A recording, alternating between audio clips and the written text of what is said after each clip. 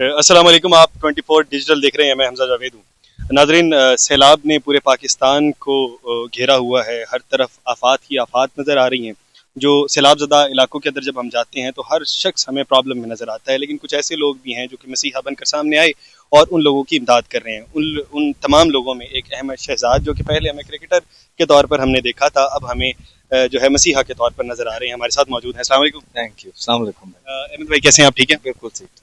अच्छा अहमद भाई, क्या क्या आपने इमदाद की? आप पूरे पाकिस्तान में नजर आ रहे हैं, किस किस तरह से इमदाद करते हुए नजर आ रहे हैं? आपको पता कैसे लग जाता है? जंग का इलाका है जहाँ पर कोई भी नहीं आ सकता, किसी को पता ही नहीं है ये इलाका, यहाँ पर भी लोग मुतासरीन, आप यहाँ पर मौजूद हैं। देखिए, इसमें तो जो क्रेडिट जाता है वो हमारी पाकिस्तान आर्मी को जाता है। बहुत इंपॉर्टेंट रोल है उनका। हमें ना सिर्फ वो सेफली लेके आते हैं, इनफैक्ट वो नीडी लोगों के पास लेके जाते हैं जो वाकई में मुस्तहिक हैं, जो कि सबसे इम्पोर्टेंट काम है। मैं बहुत सारी एनजीओ फाउंडेशन देखता हूँ जो पैसे जनरेट करते हैं, लेकिन उसके बाद वो किसी न किसी को दे देते हैं कि यार ये हमारे कहने पे कर देना।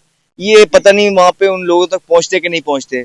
तो इस चीज़ का जो आपने क्वेश्चन पूछा, क्रेडिट पाकिस्तान आर्मी को जाता है। मैं बहुत शुक्रगुजार हूँ, बहुत शुक्रिया अदा करता हूँ, क्योंकि फर्स्ट हैंड विटनेस है अहमद शहजाद फाउंडेशन को। उन्होंने बढ़ चढ़ के सपोर्ट किया और मैं उनका बहुत शुक्रिया। यानी कि आप इदारों से हेल्प ले रहे हैं और इस हवाले। नीड भी हमें यहाँ से पता लगती है। डाटा जो कलेक्ट होता है इनके पास, वो बताते हैं कि जी ये चीज़ पहुंच गई है, इन चीज़ की जरूरत थी। तो जैसे जैसे हमें इंस्ट्रक्शन मिलती है, क्या क्या चीजें जी, जरूरत है, जैसे जैसे इंस्ट्रक्शंस मिलती हैं हम उस तरह मूव करते जा रहे हैं। जिस तरह हमने पहले पूरा साउथ कवर किया, उसके बाद केपी गए, अब फिर से हमने दोबारा से सर्कल स्टार्ट किया। झंग से स्टार्ट करेंगे, चिन्योर, तिपालपुर, अलीपुर, मुजफ्फरगढ़, कमालिया, ये सारी जगह इंशाल्लाह फिर से हम एक जाएंगे जब तक घर बनाने का टाइम नहीं आता। आप घर बना रही हैं। अच्छा अहमद भाई, ये बताइएगा, पहले इमरान खान ने अपनी फाउंडेशन बनाई, हॉस्पिटल बनाए, तमाम चीज़ें बनाई, फिर शाहिद अफरीदी साहब मैदान में आ गए, उन्होंने अपनी फाउंडेशन बनाई। अब अहमद शहजाद, ज़रूरत क्यों आन पड़ी अपनी फाउंडेशन बनाने की?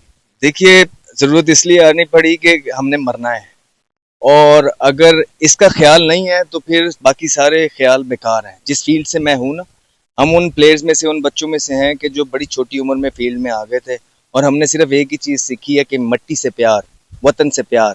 इसी वजह से आजकल के दौर में बड़ी जगह मार भी खाई, लेकिन छोड़ा नहीं। ठीक है, तो उसमें जब अपना क्रिकेट, अपना सब कुछ छोड़ के, जो मेरा इश्क था जवानी के अंदर, छोड़ा ही इसलिए कि मैं ये जो एफर्ट है अपनी जवानी की, ये अपने कौम की खिदमत में लगा सकूं और अल्लाह ताला को राजी रख सकूं, क्योंकि जवानी की जो खिदमत है ये अल्लाह को भी बड़ी पसंद है।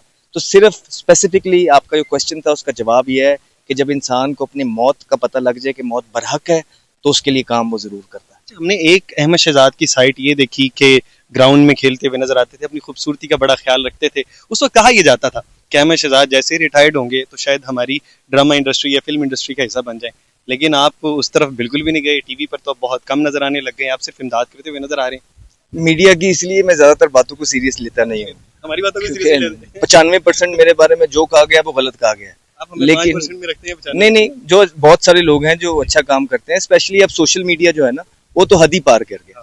तो एज एन एथलीट आपको ये बताया नहीं जाता कि आप हर एक तनकीद का जवाब दें, और आप सुन लेते हैं कभी कभार, काफी चीजें इग्नोर कर देते हैं। लेकिन जब आप एक पब्लिक फिगर हो जाते हैं ना, तो फिर हर इंसान की अब ओपिनियन है। अब मैं आपको जानता नहीं, पहचानता नहीं, मैं आपके बारे में कह दूं कि यार ये बड़ा होके ना नेल्सन मंडेला बनेगा, हो सकेगा तो उसी जगह पार्टियां करते रहो। तो मसला ये है कि जरूरी नहीं है कि जो सोशल मीडिया पे दिखाया जा रहा है, जो मीडिया पे दिखाया जा रहा है सच है। हम सारी चीजें सुनते थे, लेकिन जिस तरह मैं कहता हूँ ना, ये रेस लंबी है, ये रेस मरने तक चलेगी। तो देखते हैं इसमें कौन जीतता है कौन हारता है। हमारा तो काम है कि हमने सिर्फ अल्लाह को राजी करना है, और उसमें लोग और इंसान हमारे बारे में क्या सोचते हैं, क्या कहते हैं, ये कभी भी मेरी मंजिल डिफाइन नहीं करेगा। ये चीज़ कभी भी मेरे हौसले पस्त नहीं करेंगी। आज जिस तरह आप मेरी तारीफ कर रहे हैं, हो सकता है कल कोई मिसअंडरस्टैंडिंग, कोई कैंपेन चले, यही अहमद शहजाद आपको बुरा लगने लग जाए, लेकिन जरूरी नहीं है उस टाइम भी अहमद बुरा होगा। अहमद चुप रहेगा और अल्लाह से मदद मांगेगा, क्योंकि काम अल्लाह के लिए कर रहा है। अच्छा, आपने एक बात बताई, अभी पिछले इंटरव्यू में बात चल रही थी, आपने कहा पिछले 12 दिन के अंदर मैं सिर्फ 3 मरतबा घर सिर्फ हाँ। अपनी कमर सीधी करने के लिए गया। ये एक मोटिवेशन कहाँ से आई आपको?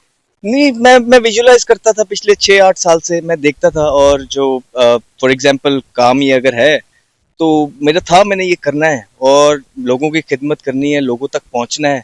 और ये सारी चीज़ें जो आज मैं कर रहा हूँ, ये मैं खुली आंखों से विजुलाइज करता था। और आज वो दिन आ गया कि मेरी अपनी फाउंडेशन है। 6-8 महीने भी जस्ट बेबीज, तो 6-8 महीने हो गए, और इंशाल्लाह ताला इस फाउंडेशन को अपनी मेहनत से, अपनी टीम के साथ, मैं दुनिया की जो है ना टॉप 3 फाउंडेशन में लेके जाना चाहता हूँ। यही मेरा एम है।